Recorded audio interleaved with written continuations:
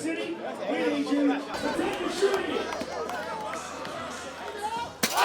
guys, today I'm going to show you exactly how to turn the very plain looking footage you're watching right now into the following cinematic sequence.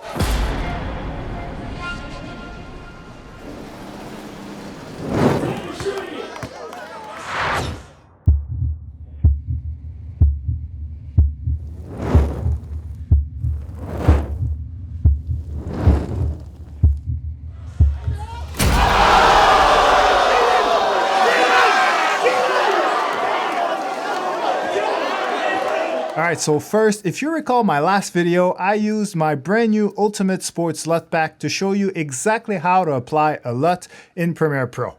And I also promised you that in this video, I would show you how to do the exact same thing in Final Cut Pro. But since I don't have or use Final Cut at all, I invited an up-and-coming sports videographer who's making quite a name for himself in California. After only 1 year into his sports videography career, he's already producing content for the Crew League, Ball Dogs, Sierra Canyon, the Drew League, and he's also been shooting celebrities like Drake, LeBron, Tyga, LaMelo, Lonzo, LeVar Ball, Jack Harlow, NLE Choppa, Wiz Khalifa. So yeah, Anthony is a dope guy doing dope things. So before we get into my cinematic sequence tutorial, he's gonna take over to show you exactly how to use my LUTs in Final Cut Pro. Yo, what's up you guys? My name is Anthony Gallo. I'm a sports videographer in California. I just first want to say thank you to E and Beyond the Game TV for having me. I'm really excited to be here. So today we're going to go through E's LUT Pack. It's 12 LUTs. He's calling it the Ultimate Sports LUT Pack. And I use Final Cut Pro. So right now we're going to go through my favorite one, which is going to be the MVP LUT. And it's MVP for a reason because you can use it on literally any clip, any scenery. It looks really good. This is a video with no LUT. It's just the raw footage.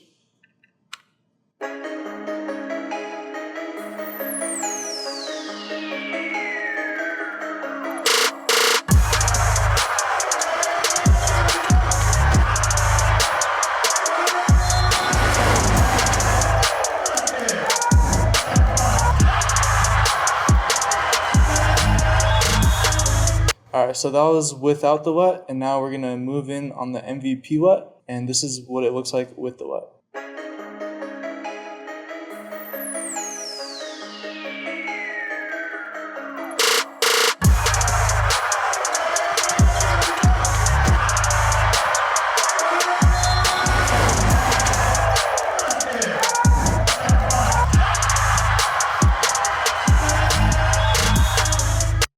Alright, so you can see just from there, just a little small tweaks and just adding that LUT can really transform the entire footage. So what I'm going to do for you guys, I'm going to show you guys exactly how I attach the LUT onto my video. So we have our clip. This is the one with the LUT, so we'll do it without, and then we'll compare the two, and they should look exactly the same. So what we're going to do, we're going to go in here into our custom, and then bring LUT layer, and then we're just going to drag it across all of our clips. Boom. And then grab our effects, go down to color, custom LUT, drag it right onto here, and then start from the beginning. Click on that, and then right here, this is where you can add all your LUTs. So right here, I have all of them.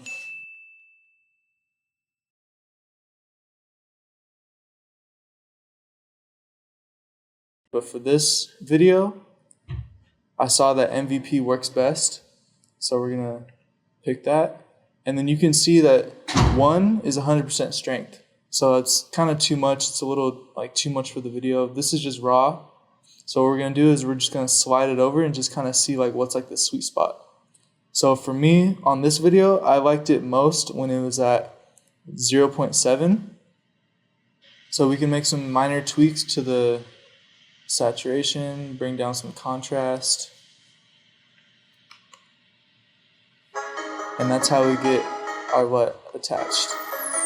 It's a little hard to kind of spot the difference, so I'm just going to show you guys individual clips that I took from the Crew League and just see how you can add this LUT to really transform the way it looks. So here's the video with nothing, just raw.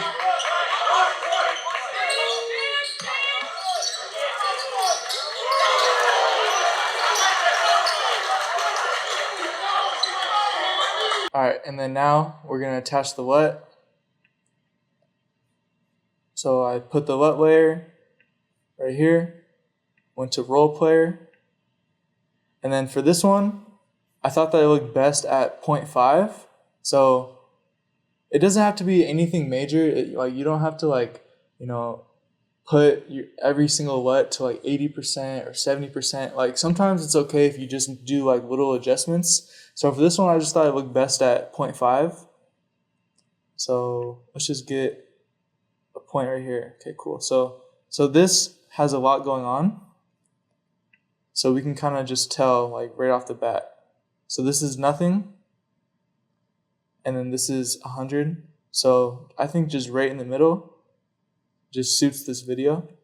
And then we just kind of go throughout the whole video and just make sure that it's okay. So this is with the roll player LUT.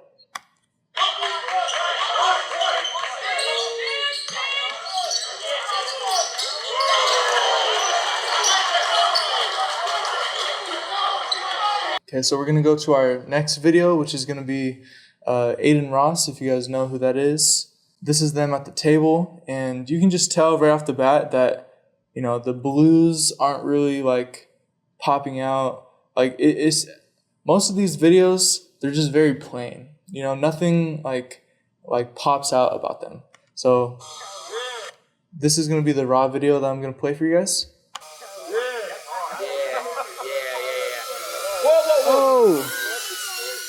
Okay, so now we're going to attach the LUT, and for this one, we're going to change it up, and this is going to be the MSG LUT.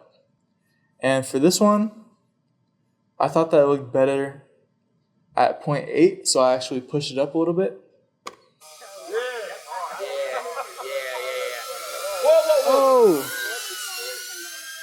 Okay, so the reason I chose this LUT in specific is because it really made the blues stand out, the reds stand out, and it just made everything look a lot softer. So those are my 3 favorite LUTs from E's Ultimate Sports Pack. You guys should definitely check it out. I highly recommend it. Even if you don't use all 12 LUTs, you just have a lot of options. But for me, I already know that I'm going to be using MVP LUT for a lot of my videos.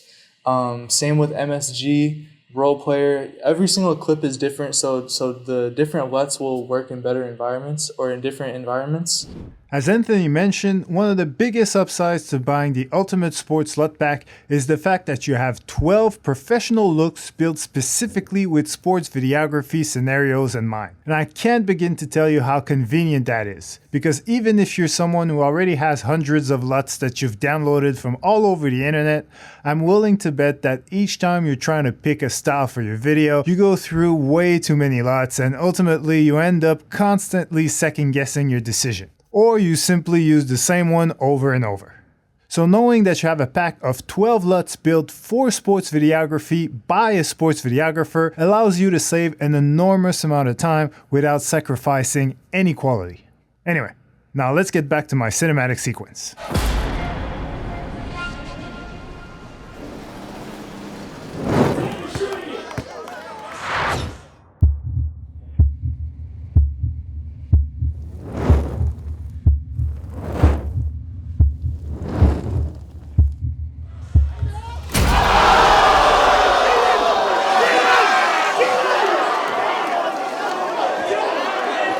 Okay, so I wish I could tell you that all you need to make these clips look cinematic is to apply one of my LUTs, but unfortunately, it's a bit more complicated than that. Cinematic is a look, yes, and I'll show you my favorite combination of LUTs to achieve that in a minute, but it's also about storytelling. For example, in this case, I started by placing the clips in the right order to tell a simple story and create as much build-up and anticipation as possible. So let me start by turning off a bunch of layers so we don't get ahead of ourselves, and I'll turn off all the effects as well. So now you can see how it looked like after the first step. We have our establishing shot first that lets us know that we're in some neighborhood outdoor basketball court and that there's a lot of people watching. Next shot, we go straight into the action, but then I slowed down the footage and quickly zoomed in on Keenan, the dunker, to let the viewers know that their attention should be on him because he's about to do something special. And also to start building up anticipation.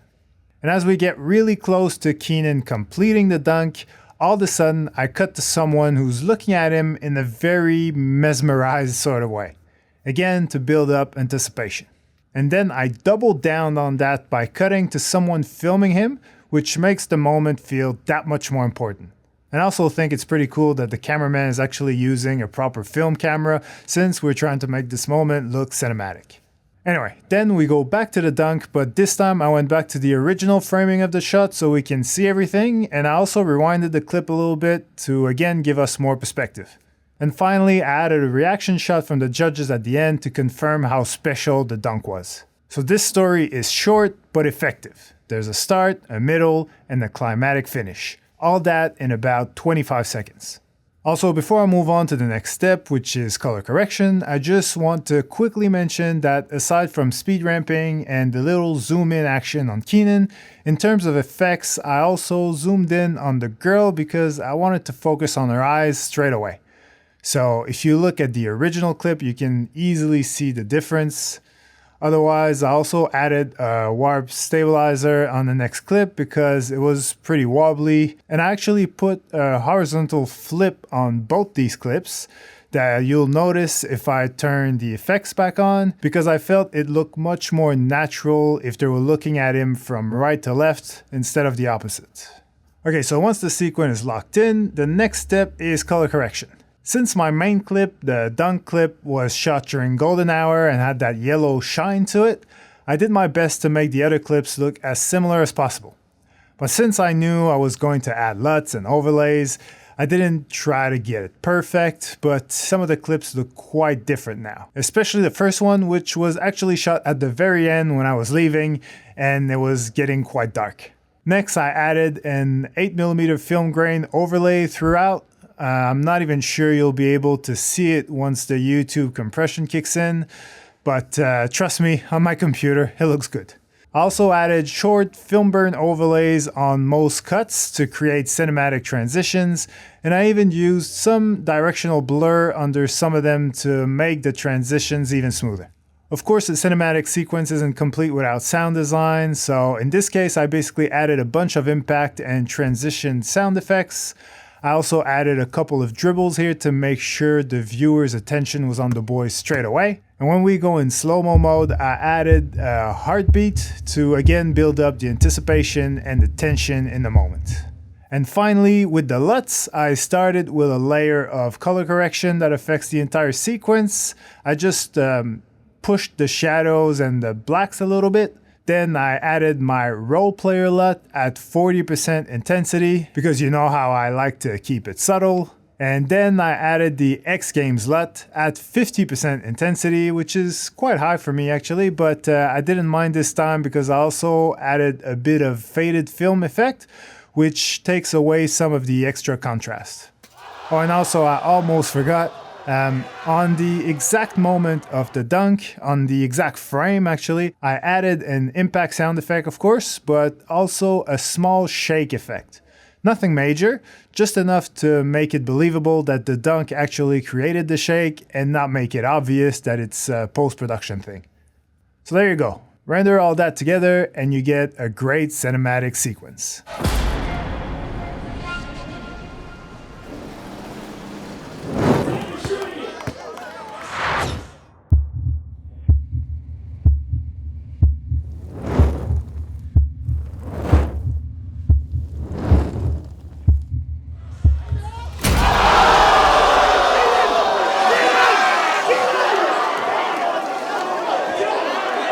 Alright, so that's it for me, but don't forget that my LUT pack is still on sale at 40% off for a little bit longer, so hurry up if you're interested.